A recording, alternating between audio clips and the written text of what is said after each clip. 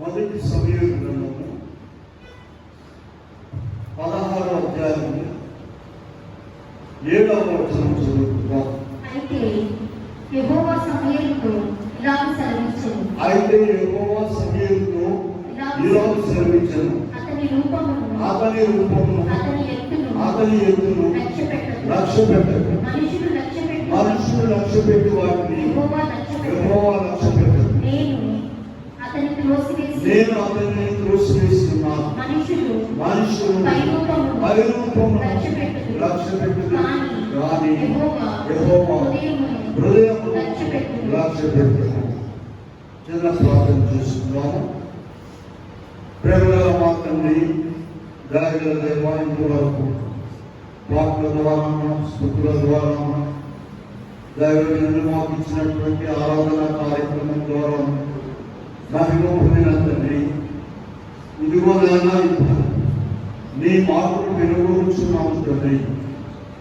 మీ ఆత్మ ద్వారా నాతో మాతో మాట్లాడుతున్నాను. వాక్యమైన చేస్తున్నాము, నిన్ను వేడుకొని ప్రార్థిస్తున్నాము తండ్రి. ఆమె కూర్చుంటాము. ప్రియమైన దేవుని బిడ్డలారా, ప్రభునామమున కృపా సమాధానములు దేవుడు మీకు ఎల్లరికీ అనుగ్రహించుగాక.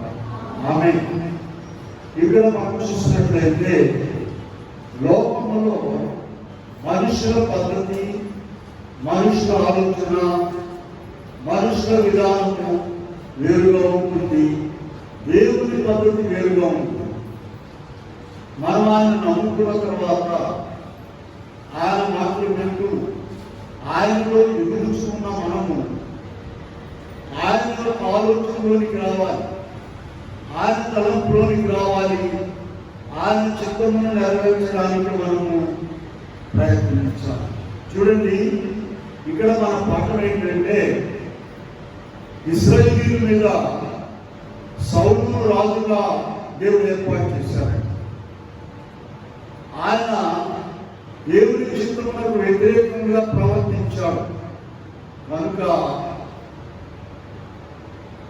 దేవుడు మరి ఒకరిని రాజుగా ఏర్పాటు చేయడానికి నిర్ణయించుకున్నారు.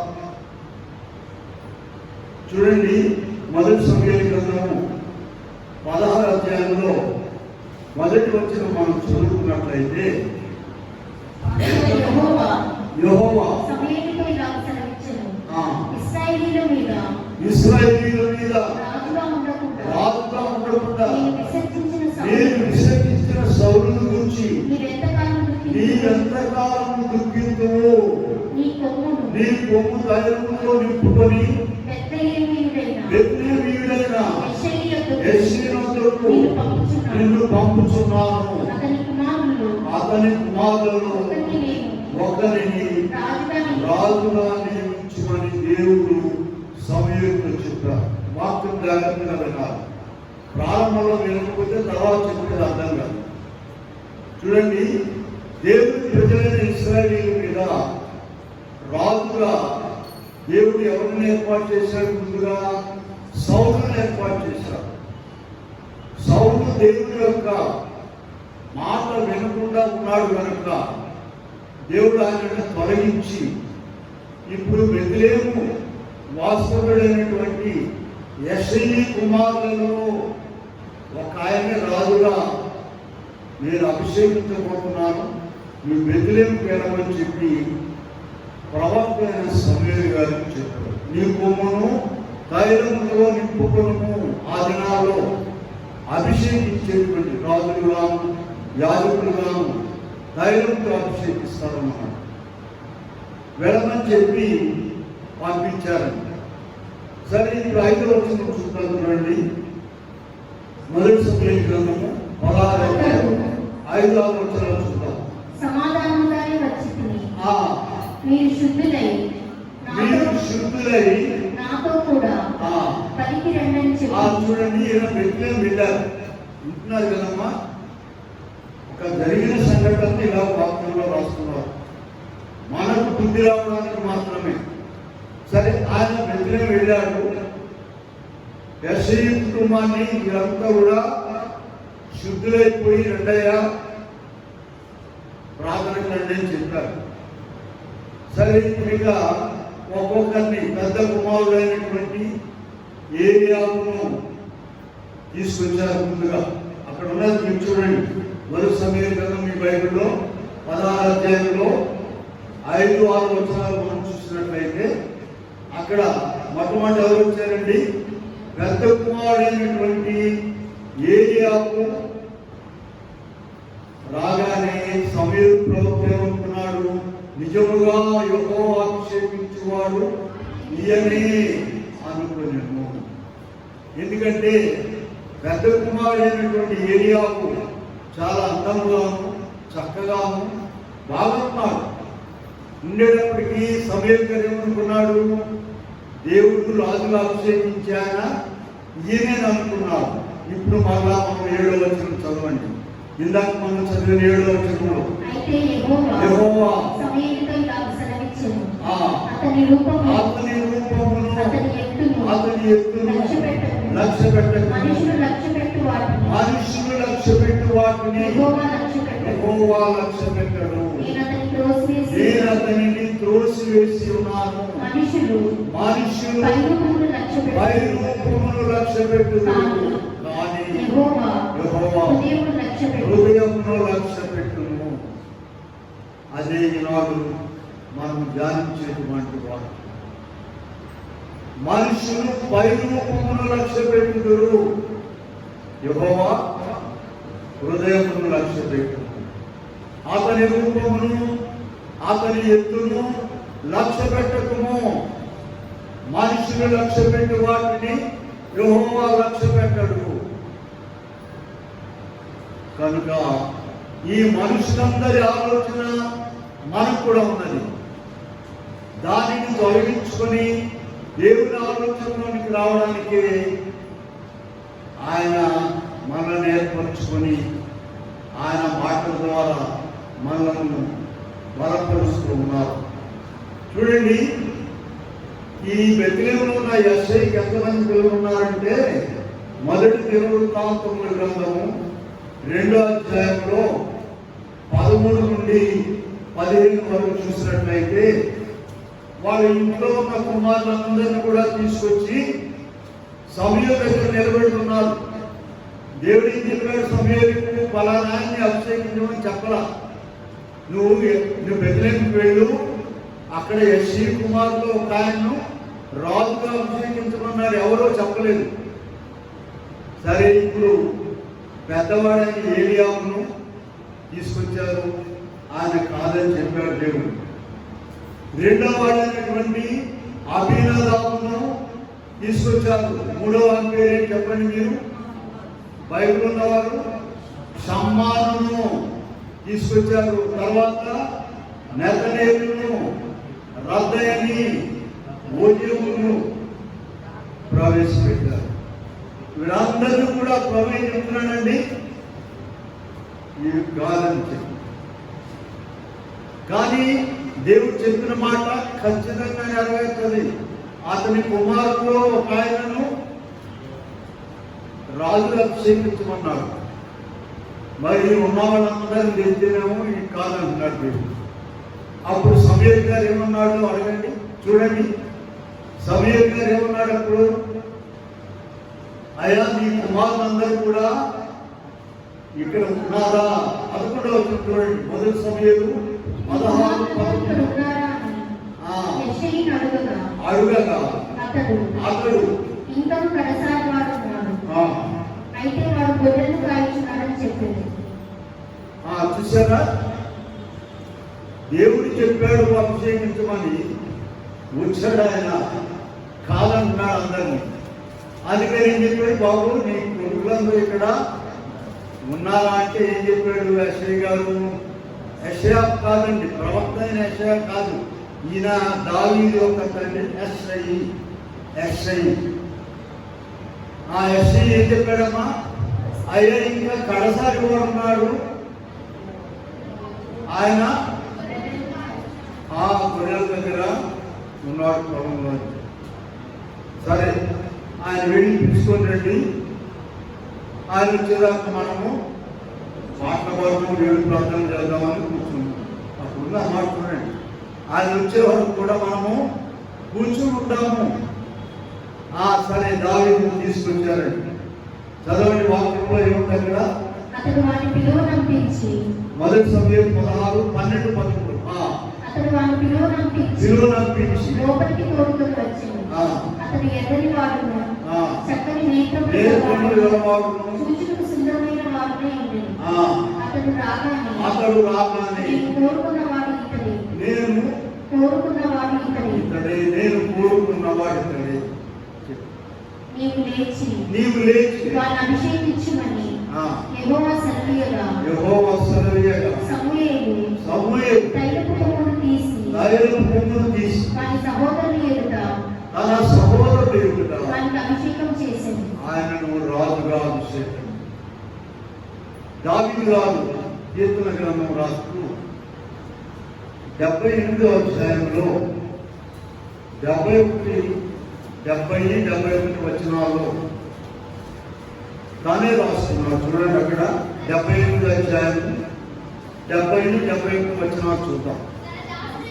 తన దాసుడైన దావీదును కోరుకొని గొర్రెల దొడ్లలో నుండి పిలిపించెను.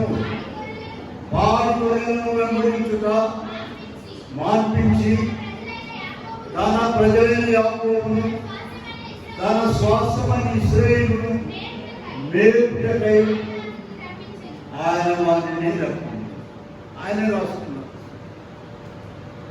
అయ్యో రాజుగారు, ఇది వరకు గొర్రెలు కాస్తారా అని అనుకుంటారనే భయం ఆయనకు లేదు. ఎందుకంటే దేవుడు చేసిన మేలుగల కార్యములను భక్తి కలిగిన వారు అలా ఒప్పుకుంటారండి.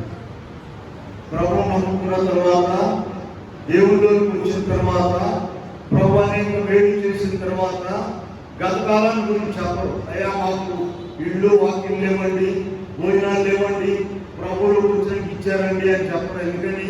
వీళ్ళు లేనోడు అనుకుంటారని అవి మానేసి మిగతా చెప్పుకుంటారు. దేవుడు చేసిన, అందుకని 103వ కీర్తనలో దావీదు గారు చెప్పాడు, ఆయన చేసిన ఉపకారములను దేనిని మరొకము. కనుక ఇప్పుడు రాజుగా సౌలు వల్ల ఎవరిని దేవుడు అభిషేకించాడు చెప్పండి? దావీదును అభిషేకించారు. అయితే ఇక్కడ మనం ధ్యానించవలసిన మాట ఒకటి ఉన్నది, చాలా ముఖ్యమైన మాట. 7వ వచనము 16వ అధ్యాయంలో 7వ వచనం జాగ్రత్తగా గట్టిగా పట్టుకోండి. మొదటి సమూయేలు గ్రంథము 16:7. అయితే యెహోవా సమూయేలుతో ఇలాగ సెలవిచ్చెను, అతని రూపమును అతని ఎత్తును లక్ష్య పెట్టకుండా మనుషులు లక్ష్య పెట్టి వాటిని యెహోవా లక్ష్య పెట్టడు. నేను అతనిని త్రోసివేస్తున్నాను, మనుషులు పై రూపమును లక్ష్య పెట్టుదురు కానీ యెహోవా హృదయములను లక్ష్య పెట్టు. ప్రియులారా, సమూయేలు గారు దీర్ఘదర్శి, ప్రవక్త అయినప్పటికీ కూడా ఆయన మనిషే కనుక ఆయన ఏం చేస్తున్నాడు చెప్పండి? మనుషులు లక్ష్య పెట్టే వాటిని ఆయన లక్ష్య పెడుతున్నాడు. మనుషులు ఎవరైతే లక్ష్య పెడతారో, వీళ్ళారా ఇక్కడ మనం చూసినట్లయితే ఎందువల్ల దేవుని ఆలోచన వేరుగా ఉంటుంది, మనుషుల ఆలోచన వేరుగా ఉంటున్నాయి. యెషయా గ్రంథంలోకి వెళ్దాం చూడండి ఒకసారి. 55వ అధ్యాయంలో 8-9 వచనాలు చూసినట్లయితే, నా తలంపులు మీ తలంపులు వంటివి కావు, మీ త్రోవలు నా త్రోవలు వంటివి కావు. వంటివి కావు. ఇదే యెహోవా వాక్కు. ఆకాశములు భూమికి పైన ఎంత ఎత్తుగా భూమికి పైన ఉన్నాయో, ఎంత ఎత్తుగా ఉన్నావో నీ మార్గముల కంటే మీ మార్గముల కంటే నా మార్గములు, నా మార్గములు, నీ తలంపుల కంటే మీ తలంపుల నా కంటే తలంపులు నా తలంపులు అంత ఎత్తుగా ఉన్నవి. అంత ఎత్తుగా ఉంటాం. వీళ్ళారా ఇక్కడ మనం చూసినట్లయితే దేవుని తలంపులు ఎలా ఉన్నాయో చూడండి, మానవుల తలంపులు ఎలా ఉన్నాయో చూడండి. మనము ఆ ఉన్నతమైన దేవుని తలంపులోని మనం రావాలని ప్రభు కోరుకున్నారు. అదే ప్రత్యేకం. అందుకే ఇక్కడ రోమపత్రిక 12వ అధ్యాయము 2వ వచనంలో ఇందాక ఆరాధనలో మనం చదివాం, మీరు ఈ లోక మర్యాదను అనుసరింపక ఉత్తమమును సంపూర్ణమై ఉన్న దేవుని చిత్తమేదో పరీక్షించి తెలుసుకున్నట్టు మీ మనస్సు మారి నూతనమగుట వలన రూపాంతరం. ఇదిగో మనం భక్తిలో ప్రభువులో జీవగల దేవుళ్ళలోకి వచ్చిన మనము మిగిలిన వారితో సంబంధం లేదండి. మిగిలిన మతాలు, మిగిలిన దేవుళ్ళు బయట కూడా పక్కన పెట్టి మనము జీవగల దేవుని బిడ్డలం కనుక వాక్యము ద్వారా ఎదిగి ప్రభు రూపంలోనికి రావాలి. మనం కొంతైనా రావాలి. ఊళ్ళో చేర్చిన తర్వాత పాస్ అవ్వాలంటే కనీసం ఎన్ని మార్కులు రావాలన్నా 35 రావాలిగా. స్టేట్ ఫస్ట్ రాకపోతే రాకపోయింది, ఫస్ట్ క్లాస్ రాకపోతే రాదు. మరి ఆ కనీసం లక్షణాలు మనం కలిగి ఉండాలి. మనుషులు లక్ష్య పెట్టే ఏంటి అనేది మనం జాగ్రత్తగా చూడండి. అందంగా ఉంటే అందరూ కూడా ఇష్టపడతారు. చూడండి, సమూయేలు గారు ప్రవక్త, మొదటి సమూయేలు 9వ అధ్యాయంలో 18-19 వచనాలు చూస్తే సమూయేలు గారికి పేరు దీర్ఘదర్శి. దీర్ఘదర్శి అయినటువంటి ఆయన, ప్రవక్త అయినటువంటి ఆయన మొదటి సమూయేలు 16:6లో పెద్ద కుమారుడైనటువంటి ఏలియావు రాగానే ఏమనుకున్నాడు? దేవుడు అభిషేకించి ఆయన ఈయన అనుకున్నాడు. ఎందుకంటే ఆయన ఏమన్నా ఎర్రగా పొరగా బాగున్నాడు ఏమన్నా. సమూయేలు గారు కూడా పొరపాటు పడ్డాడు. ఇంకొక వాక్యం చూడండి, ఆది కాండంలోకి వెళ్దాం ఒకసారి. 29వ అధ్యాయంలో 17వ వచనం చూద్దాం.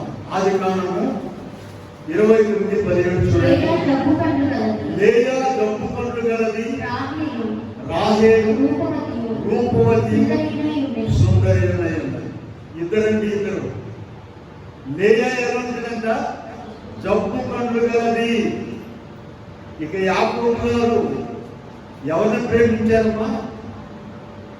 ఎవరి వరకు 14 ఏళ్ళు కొలి చేశారు. మొదటి 7 సంవత్సరాలు లేయా పని కాదు. ఏమ్మా, వాక్యం తెలుసు కదా.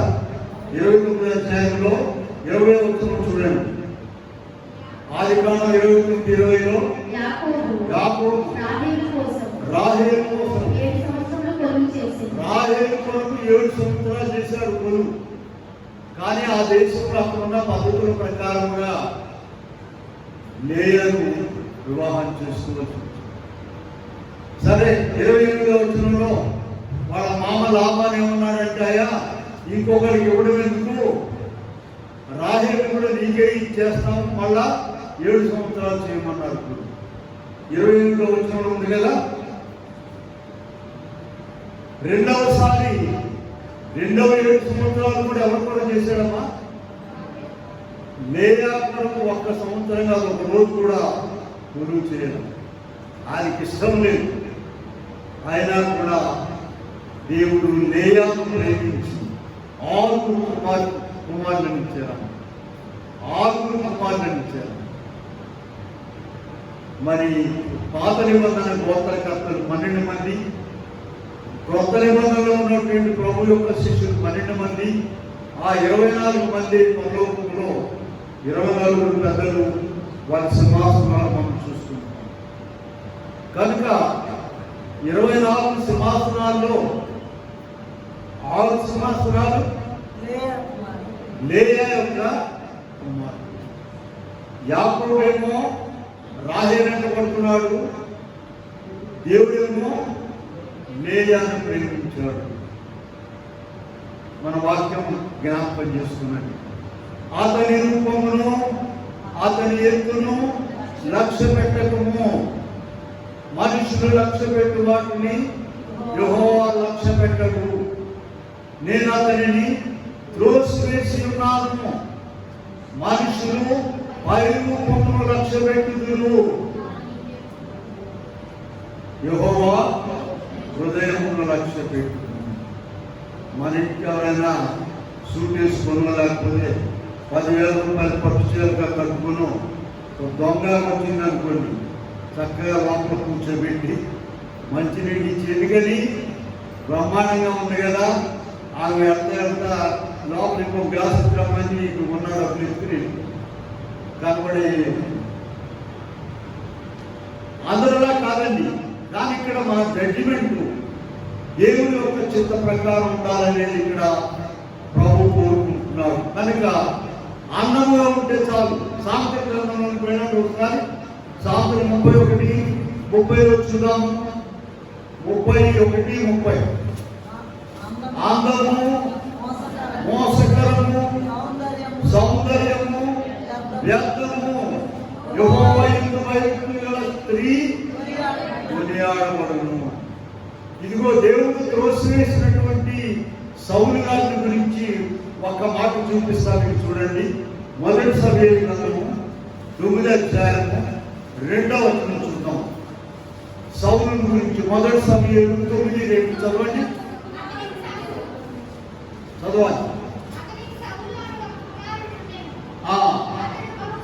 అతడు బహు సౌందర్యం గల యవనస్తుడు, ఇశ్రాయేలీయులలో అతని పాటు సుందరుడు ఒకడును లేడు. ఆ మాట చదివితే ఎలా ఉంటుందంటే, అబ్బా ఎంత అందంగా ఉన్నాడా చూడాలనిపిస్తుందో. ఈ బైబిల్లో చూడండి, అమ్మా సౌందర్యం గల యవనస్తుడు, ఇశ్రాయేలీయులలో అతని పాటు సుందరుడు ఒకడును లేడు. ఇంకో చోట రాస్తారండి, ఆదికాలు మొదలుకొని నన్నెత్తి వరకు కూడా ఏ లోపము లేకుండా ఉన్నాడు.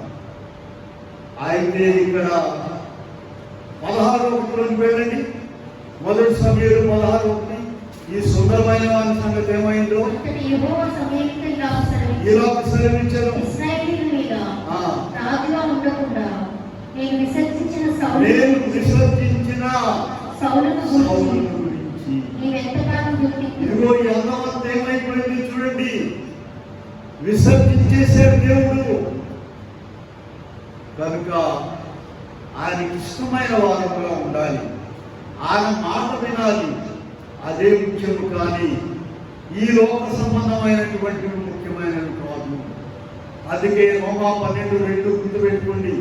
12:2 గంటలు పెట్టుకోవాలి. మీరు ఈ లోక మర్యాదను అనుసరింపక ఉత్తమమును అనుకూలమును సంపూర్ణమునై ఉన్న దేవుని చిత్తమేదో పరీక్షించి తెలుసుకున్నట్లు మీ మనస్సు మారి నూతన ఒకట వలన రూపాంతరం. ఇంకో విషయం చూద్దాం. ధనవంతులు, ధనమున్నవారు, ధనవంతులంటే ఇష్టపడతారు లోకం. పేదవాళ్ళని ఇష్టపడతారు, ధనవంతులను ఇష్టపడతారు. చెప్పాలి, మన ఇంటికే చేసేది అదే పని. అదే ఇక్కడ అడుగుతున్నాం. ఎవరిని ఇష్టపడతారమ్మా? డబ్బులు, మంచి ఇల్లు. అందుకని ఏం చేస్తారంటే, ఏమన్నా కొత్త రాగానే వాడు ఒకటే ప్రశ్న వేస్తారు, నీ సొంత ఇల్లు అధికారు. ఆ తర్వాత నీకు మార్కులు వేస్తారన్నమాట. అద్దెకున్నామంటేనేమో నేను తప్పిస్తాను, 12లో 6 మార్కులు వేసి. సొంత ఇల్లు అనగానేమో 80 మార్కులు వేస్తారు. నాకని వీళ్ళ చూడండి. ఇక్కడ మనం చూస్తే లూకాసు 18వ అధ్యాయంలో వెళ్దాము. 20 నుంచి చూద్దాం. 18వ అధ్యాయంలో 20 నుంచి చూసినట్లయితే అబద్ధ సాక్ష్యం తప్పవద్దు, నీ తల్లిదండ్రులు సరే, ఇక్కడ ఒక ధనవంతుడైనటువంటి ఆయన ప్రభు దగ్గరికి వచ్చి అడిగాడు, అయ్యా నేను పరలోక రాజ్యంలో చేరాలంటే ఏం చేయాలని అడిగినప్పుడు ఆయన ధర్మశాస్త్రంలో ఉన్నాయన్నీ ఆచరించాయని చెప్పాడు ప్రభు. ఆయనేమో నేను చిన్నప్పటి నుండి ఆచరిస్తూనే ఉన్నాను అని చెప్పాడు. అయితే ప్రభు ఒక మాట చెప్పారు, నీవు వెళ్ళి నీకు ఒక చదువుగా ఉన్నది, నీ వెళ్ళి నీ ఆస్తి అంతా మేము పేదలకి ఇచ్చేసి నాకు వెంబడించుకుంటాం. అప్పుడు అతనికి వ్యసనపడగా యేసు అతన్ని చూచి ఆస్తి గలవారు దేవుని రాజ్యంలో ప్రవేశించుట ఎంతో దుర్లభం. అక్కడ ఎంత కష్టమైన మాట ఉందో చూడండి. ధనవంతుడు దేవుని రాజ్యంలో ప్రవేశించిన కంటే సూది బెజ్జములో ఒంటె దూరుగా సులభం అని మీతో చెప్తున్నాను.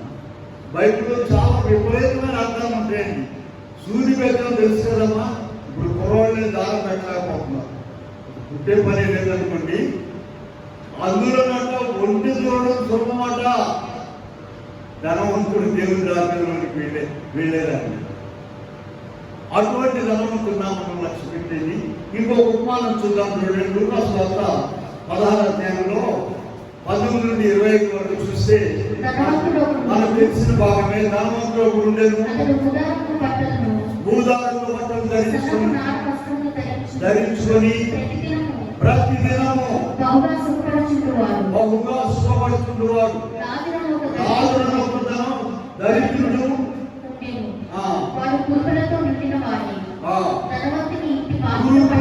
నిండిన వాడై ధనవంతుని ఇంట్లో ఉండి అతని బల్ల మీద నుండి పడు రొట్టె ముక్కలతో దయచేసి జాగ్రత్తగా ఉన్నాం. వాక్యం చెప్పే నేనైనా మీరైనా పరిశీలించుకోవాల్సిన మాట ఇది. ఇప్పుడు మన మధ్య మన దగ్గర ధనవంతుడు లాజరు ఉన్నారనుకోండి, ఎవరిని ఇష్టపడతామమ్మా మనం? చెప్పాల్సిన పని దౌడుకోకుండా చెప్పాలి. లాజరుని ఇష్టపడమని మీరేది చెప్పండి. మామూలుగా దేవుడు లాజరు పేదవాడిగా కురుపులతో నిండి ఉన్నాడట. ఇవన్నీ ఈ పరిశుద్ధ గ్రంథంలో ఎందుకు రాస్తారంటే మనలో కొంచెమైనా మార్పు రావాలని, కొంచెమైనా సరే మార్పు రావాలి. వారిద్దరు మన మధ్య ఉంటే మనం ఎవరమ్మడి పోతామని చెప్పండి.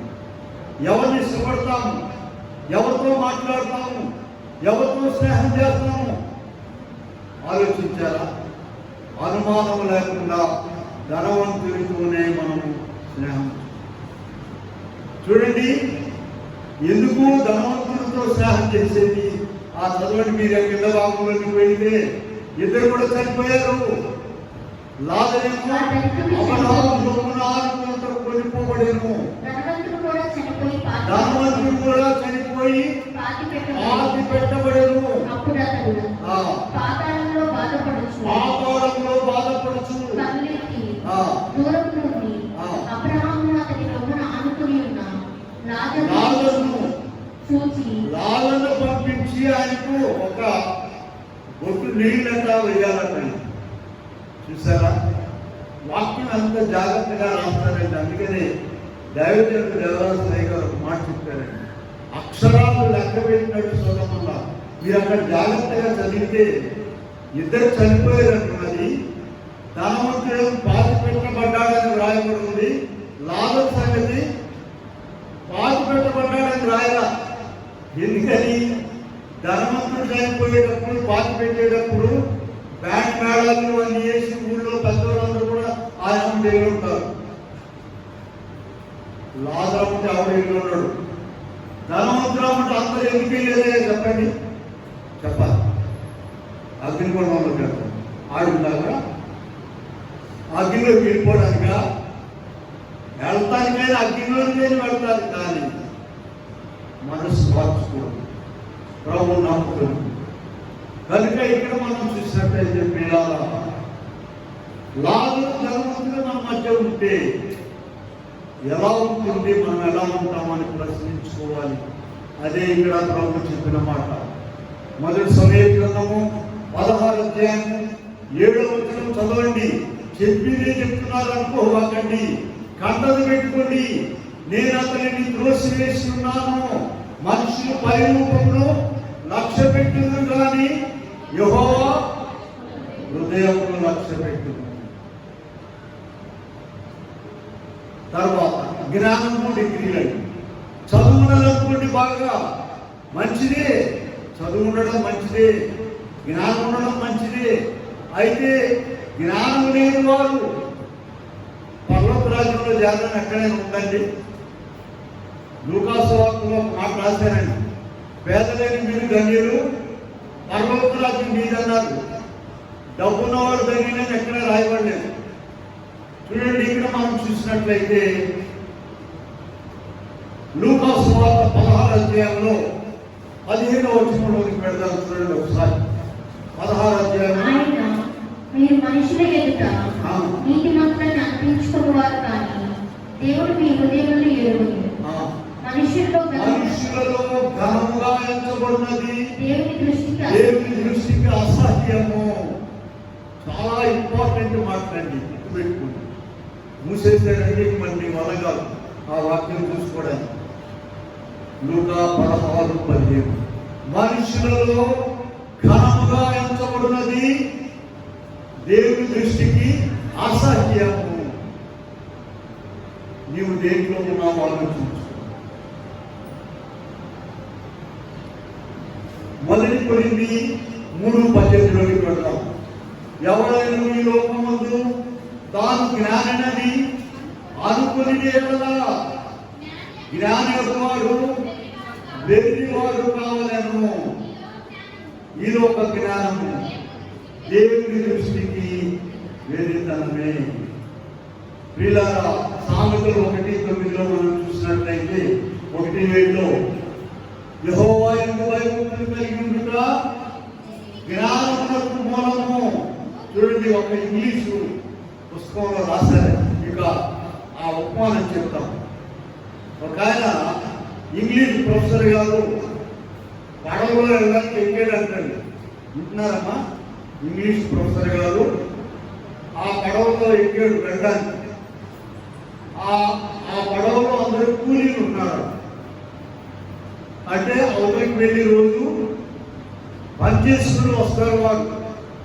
సరే, ఈయన సూట్లో ఉన్నాడు కదా, ఈయన అడిగాడు, మీకు అందరికి ఇంగ్లీష్ పిల్లలు వచ్చాను అడిగాడు. వాళ్ళు ఏమన్నారంటే, అయ్యా మాకు ఇంగ్లీషే రాదు, ఇంగ్లీష్ గ్రామర్ ఏమొచ్చాయని చెప్పారు. మీ జీవితం అంతా అర్థమైంది. సరే, కొంచెం దూరం వెళ్ళిన తర్వాత తుఫాను వచ్చేసింది. పడవ పడిపోతూ ఉన్నాడు. పడిపోతుంటే వీళ్ళందరికీ అలవాటు కదా, వీళ్ళు రెడీగా ఉన్నారు ఎందుకని దూకి ఈత వేసుకుని వెళ్ళిపోవడానికి. ఆడుకున్నప్పుడు సరే, వాడు కూడా నాకు ప్రశ్న అడిగారంట, బాబు నీకు ఈత వచ్చాను? నాకు రాదన్నా. అట్లయితే నీ జీవితము వ్యర్థమైపోయిందండి. దాని వచ్చింది తుఫాను, పడవ తల కింద పడిపోయింది. ఈత వేసి ఈదుకొని వెళ్ళే వాళ్ళందరూ కూడా ఆయన మూడు ఒకళ్ళు, తలకాయ ఒకళ్ళు, కాలు కూడా పట్టుకుని లాక్కెళ్ళాల్సి వచ్చింది. కనుక దేవుడు ఎవరికి ఇచ్చే జ్ఞానము వారికి ఇచ్చాడు, ఎవరికి ఇచ్చే జీవితము వారికి ఇచ్చారు, ఎవరికి ఇచ్చే పని వారికి ఇచ్చాడు, ఎవరికి ఇచ్చే ఆదాయము వారికి ఇచ్చారు. అయితే వీటన్నిటి ద్వారా నెమ్మది, సమాధానము, సంతోషము ఉంటుందని ఎప్పుడు అనుకోవద్దు.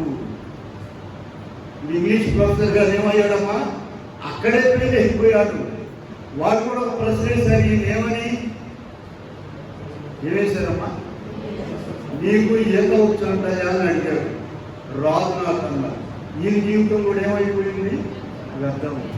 కనుక మనుషులు పైరూపమును లక్ష్య పెట్టుదురు, యెహోవా హృదయమును లక్ష్యం. ఒకసారి ఆయన శిష్యులోకి వెళ్దాము, సమయం అయిపోతుంది కనుక.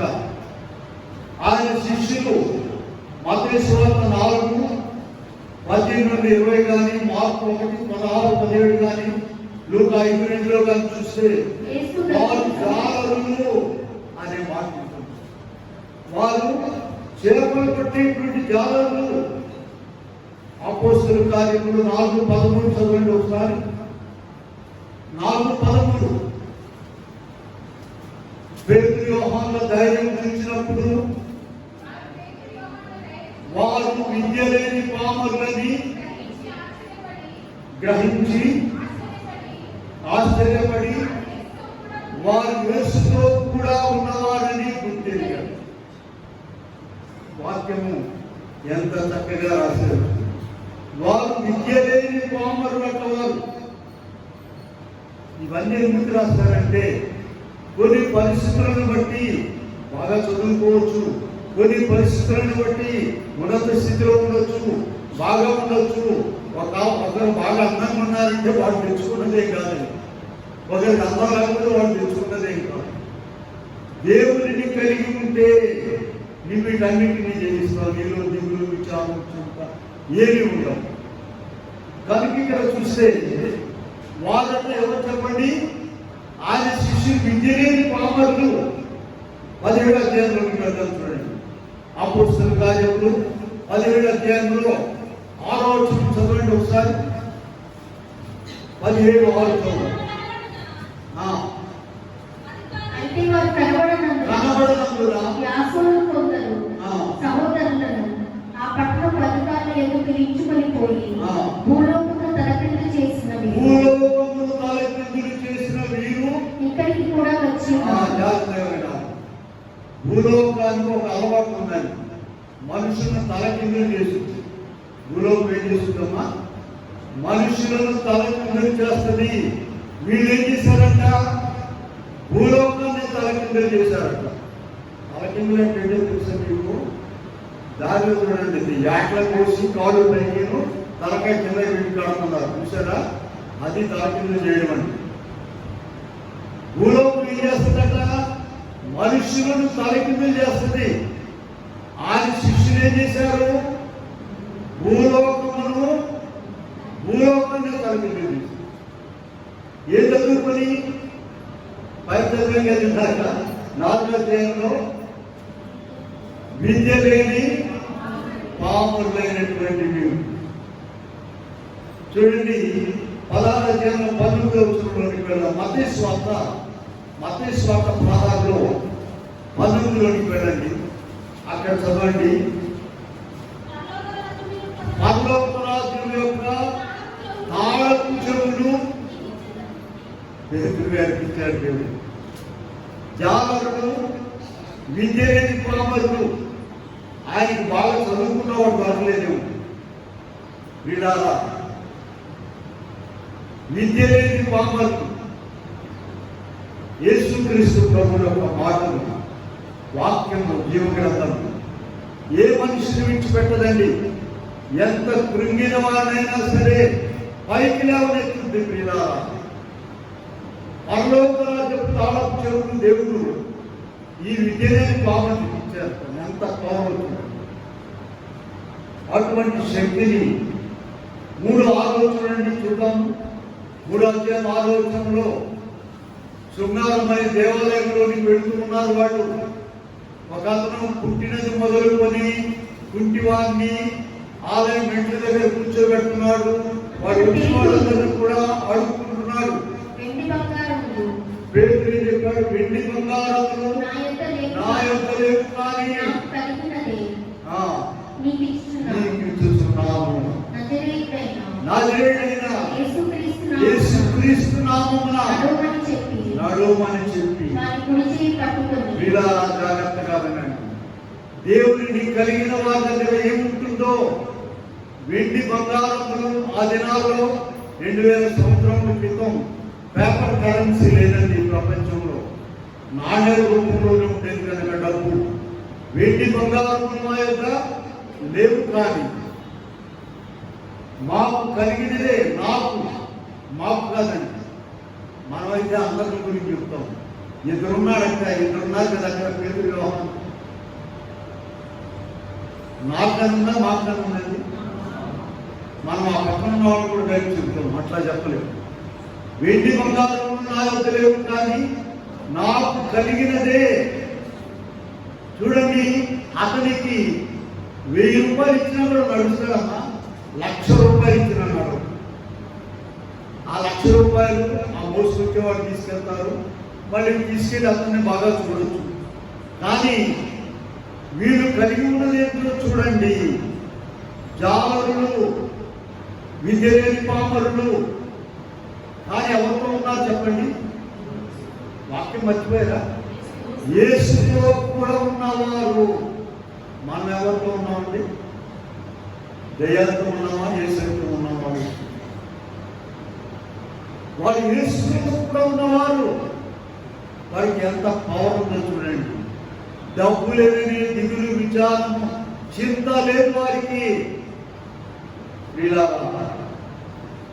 3:6 మనం చూస్తే అపోస్తలుల కార్యములు 3:6 వెండి బంగారములు మా యొక్క లేవు, కానీ మాకు కలిగినది మిగిల్చుతున్నాము. నజరేయుడైన యేసు నామములో గంతులు వేస్తూ దేవాలయంలోనికి వచ్చేసారు. దేవుడు ఎటువంటి వారిని ఏర్పరచుకున్నారో బైబిల్ ఉన్న వాళ్ళందరూ చూడండి. ఒక మంచి వాక్యం చూపిస్తాను మీకు. 1 కొరింథీ పత్రిక 1వ అధ్యాయం. బైబిల్ ఉన్న వారందరూ చూడాలండి. 1 కొరింథీ 1:26 నుండి చూడండి 30 వరకు. సహోదరులారా, మిమ్మల్ని పిలిచిన పిలుపును చూడుడి. మీలో లోకరీతిని, జ్ఞానులను, గనులను, గొప్ప వంశమాలను అనేకులు పిలువబడలేదు. కానీ ఏ శరీరం ఆ దేవుని ఎదుట ఆశ్చర్యపడినట్టు జ్ఞానులను సిగ్గుపరచుటకు లోకంలో నుండి లేని వారిని దేవుడు ఏర్పరచుకొని ఉన్నాడు. బలహీనమైన వారిని సిగ్గుపరచుటకు లోకంలో ఉండు, బలవంతులైన వారిని సిగ్గుపరచుటకు లోకంలో ఉండు బలహీనులైన వారిని ఏర్పరచుకొని ఉన్నాడు. చూసారా, దేవుడు ఇటువంటి వారిని ఏర్పరచుకున్నాడు. చూడండి ఆ భాగం 1 కొరింథీ పత్రిక 1:26-30. ఎందుకు మళ్ళీ రిఫరెన్స్ చెప్తామంటే కొంతమంది చేసుకునే ఉంటారు. ఇవాళ ఇక్కడికి వచ్చేది తీసేది, ఇంటికాడ బైబిల్ తెరిచామంటే సాధారణ తలకాయ మొదలు తెరవడం. ఆదివారం నుంచి ఇక్కడ తెరవడం. ఇంటికాడ తెలిసి ఏమైందమ్మా మీరే చెప్పండి. తలకాయ బయటపోతుంది. తలకాయ బాగా పంపించుకోమంటారా, బైబిల్ తీయమంటారా? న్యాయం చెప్పేది. అందుకని ఇక్కడ ఏం చేస్తుంటారంటే ఎదుగుతూ ఉంటారు. ఆరాధనలో కూడా 3 పాఠాలు, నేను 2 మాటలు చెప్తాను. మళ్ళీ ఆ పిల్లలు కూడా చెప్పమన్నాను చదివేవాడిని. వాళ్ళు చదవడం అయిపోయేదాకా కూడా చేస్తూనే ఉంటారు. మత్తయి సువార్త చెప్తేనేమో ప్రకటన గ్రంథం అయిపోయింటాము, ప్రకటన గ్రంథం చెప్తేనేమో ఆదికాండం అయిపోయింది. ఎందుకని ఇక్కడికి వచ్చిన మేమే తెరవాల్సిన భయం. అట్లా కాదు. అలా ఏమి రాదు, నీకు శక్తి రాదు, బలం రాదు, దీవెన రాదు. ప్రియులారా, కనుక ఇక్కడ మనం చూసినట్లయితే 1 కొరింథీ పత్రిక 1వ అధ్యాయంలో 26-30 వరకు చూసుకోండి. దేవుడు ఎవరిని ఏర్పరచుకున్నాడో బలవంతులైన వారిని సిగ్గుపరచుటకు, లోకంలో ఉన్న బలహీనమైన వారిని, నీచులైన వారిని, ఎన్నికలైన వారిని, మాటలన్నీ దాంట్లో ఉన్నాయి చూసుకోండి. నీచులైన వారిని, ఎన్నికలైన వారిని, తృణీకరించబడిన వారిని దేవుడు ఏర్పరచుకొని అందరికంటే కూడా ధనులుగా చూసి, నీవు ఎవరైనా సరే ప్రభువు నమ్ముకున్నటువంటి నీవు నిరాశ, దిగులు, విచారం చేతుల్లోనికి వెళ్ళలేదు, వెళ్ళదు. ఆయన నిన్ను గొప్పగా చదువుకున్న వారి కంటే ఎక్కువగా చేయగలడు, ధనవంతుల కంటే ఎక్కువగా చేయగలడు, జ్ఞానం కలిగిన వారి కంటే ఎక్కువగా చేయగలడు. అయితే నీవు ఆయనకి ఇష్టమైన వారిగా ఉంటావు. అదే ఇక్కడ చివరిగా మనం చూసినట్లయితే యెహోవా హృదయమును లక్ష్యపెట్టును. చూడండి, సామెతలు 15:11 వెళ్దాము. 15వ అధ్యాయము 11వ వచనం చూస్తే, పాతాళము, అగాధ కోపము యెహోవాకు కనబడుచున్నవి. నరుల హృదయము మరీ తేటగా కనబడు. చూడండి, ఆయనకు కనబడదేమీ లేదు. నీ హృదయం లోపల ఏమున్నదో అన్నీ కూడా ఆయనకి తెలుసు. అపోస్తలుల కార్యములు 1వ అధ్యాయం 24వ వచనంలోనండి, ప్రభు 12 మంది శిష్యులను ఏర్పరచుకున్నప్పుడు యూదా తప్పిపోయినప్పుడు వారిద్దరిని అక్కడ ముందు పెట్టి ప్రార్థన చేస్తున్నారు. మత్తయి అనేటువంటి ఆయనను, మరి యోసేపు అనేటువంటి ఆయన ఇద్దరిని పెట్టి ఏం ప్రార్థన చేశారు చూడండి. 24వ వచనంలో, అందరి హృదయంలో ఎరిగి ఉన్న ప్రభువా, ఇదిగో ఈ ఇద్దరిలో ఎవరిని ఏర్పరచుకున్నావో నీవే చెప్పయ్యా అని ప్రార్థన. ఆ దినాల్లో ఉన్న పద్ధతి ప్రకారంగా చీటీలు తీసేటువంటి అలవాటు కనుక ప్రభు ఎవరు ఏర్పరచుకున్నాడమ్మా? మత్తయి అనేటువంటి ఆయన ఏర్పరచుకున్నాడు. గలతీ పత్రికలో వెళ్దాము. గలతీ 2:6 చూద్దాం. గలతీ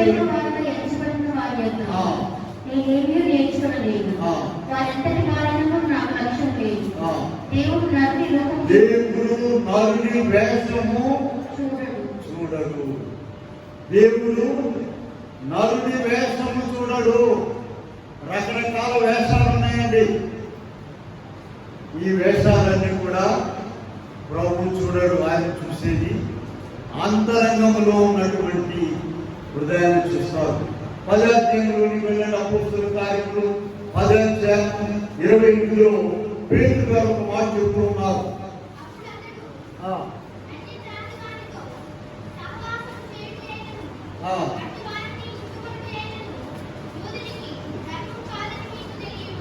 తెలియను ఏ మనుషులను నిషేధింపదగిన వాడనేనను అపవిత్రుడనేనను చెప్పకూడదని దేవుడు నాకు చూపించాను.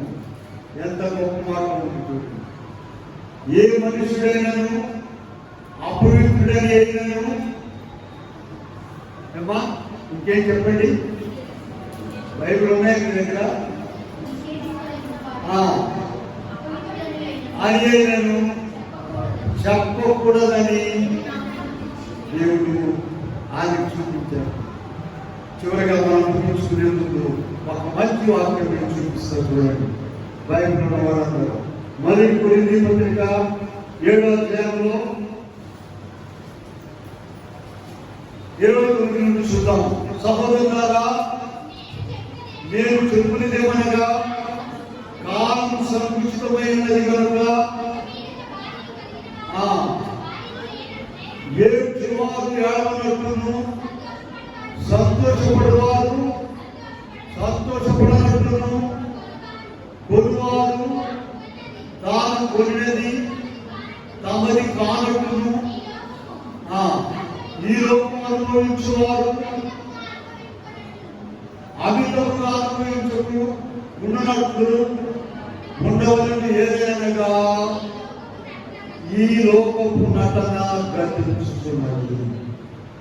ఏదైనగా చూడండి, మీ బైబిల్ ఉందమ్మా.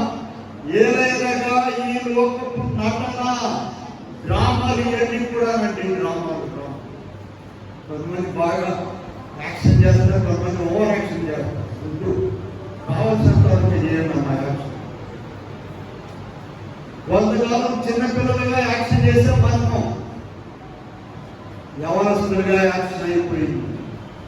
మమ్మీ డాడీగా యాక్షన్. కొత్త పెళ్లి కూతురు, మళ్ళీ కొత్త పెళ్లి కూతురు యాక్షన్ ఉన్నాయి. అందరూ కొత్త పెళ్లి కూతురు, కొత్త పెళ్లి కూతురు పాత వాళ్ళు ఇప్పుడు పాత పడిపోయారు. కానీ 60 ఏళ్ళు 50 ఏళ్ళు వచ్చినా కూడా ఒకప్పుడు ఆ డ్రామా అయిపోయింది. Mummy daddy drama. ఇక చివరికి మళ్ళీ అమ్మమ్మ తాతయ్యలు ఉన్నాయి కదా, నాయనమ్మ తాతయ్య డ్రామా. చివరికేమో పరదేశంలో ఈ లోకపు నటన. ఇదంతా కూడా ఎవరు అర్థం చేసుకుంటారు? ప్రార్థనా పొందైనటువంటి వారు, దేవుని వాక్యాన్ని జాగ్రత్తగా ఎక్కించుకునేవారు, దేవునితో నడిచేవారు ఈ డ్రామాలో భాగం ఉన్నాం. నేను కూడా ఈ క్రిస్మస్ పండుగ చాలా డ్రామాలు వేయించేవాడిని మౌంట్. ఇక డ్రామా తెల్లారు ఏం చేస్తారంటే మేకప్ ఉంచుకుంటారు. డ్రామా రిహార్సల్ అయ్యేదాకా ఆ డ్రామాలో పేరు పిలుచుకుంటుంటారు. శేఖర్ అంటారు, ఆ రాజు అని పిలుస్తారు. ఇక వాడు తెల్లారి మేకప్ చేసుకుని పాలపుదాలు వేసుకుని వెళ్తుంటారు. పని వాడు డ్రామా అయిపోయింది. ఇక ఏం చేస్తాడు? ఇక వాడి పని తీసుకోవాలిగా. వీళ్ళారా ఆ వాక్యం మర్చిపోయారా? మొదటి కొరింథీ పత్రిక 7వ అధ్యాయము, ఈ లోకము నటన గర్జించుతున్నది అని ఒకసారి అనుకోవాలి. ఎవరి డ్రామా వాళ్ళదే. ఎవరి డ్రామా అయిపోయిందంటే ఇదంతా కూడా అర్థం చేసుకుని మనము దేవునిలో స్థిరమైనటువంటి ఆలోచన, స్థిరమైనటువంటి ఇందాక వాక్యం చదివాము. మీ తలంపులు నా తలంపులు వంటివి కాదు, మీ దోమలు నా దోమలు వంటివి కాదు. భూమికి ఆకాశము ఎంత ఎత్తుగా ఉన్నదో మీ దోమలు మీ తలంపులు నా దోమలు నా తలంపులు అంత ఎత్తుగా ఉన్నాయి. కనుక దేవుని యొక్క ఆలోచనలు జ్ఞాపకం చేసుకోవాలని ఇంకో సమీర్ గారు బెత్లెహేములో దావీదును అభిషేకించడానికి ఆయన చేసినటువంటి ఏరియా విషయంలో ప్రభు చక్కని వర్తమానం చెప్పారు. దానిని మనము కూడా నేర్చుకొని ఏ నిరాశ దిగులు విచారం చేతుల్లోనికి వెళ్ళకుండా నీకు ఏమి లేకపోయినా అక్కర్లేదు, ప్రభు నీతో ఉంటే చాలు, అన్ని ఉన్నట్టే. అట్టి కృపా దేవుడు మనకెల్లరికి అనుగ్రహించుగా. ఆమె చిన్న ప్రార్థన చూద్దాము. ప్రేమల కోసం దయగల దేవా, ఏ ఒక్కరు నశించడం నాకు ఇష్టం కాదని చెప్పావు. ప్రతి ఏ మానవుడు కూడా నిషేధింపదగిన వాడని నేను చెప్పకూడదని చెప్పి రాయించావు. కనుక దాన్ని గురించి వాక్యం అక్కడ పొందుతున్నాను. మనుషుల ఎత్తు, రూపము, అందము, దానము, జ్ఞానము ఇవన్నీ చూడకుండా ఉంటే మంచిదే. అయితే నిన్ను కలిగిన వారు ధన్యులు. అట్టి ధన్యత మాకు ఇచ్చినందుకు వందనములు చెల్లిస్తుంది. యేసు నామమున వేడుకొని ప్రార్థిస్తున్నాము. ఆమేన్. Hello friends, welcome to our channel. I am glad that you came across our channel. మా వీడియోస్ మీకు నచ్చుతున్నట్లయితే లైక్ చేయండి, కామెంట్ చేయండి, షేర్ చేయండి, సబ్స్క్రైబ్ చేసి బెల్ ఐకాన్ని ట్యాప్ చేయండి. Thanks for watching. మర్నాథ్.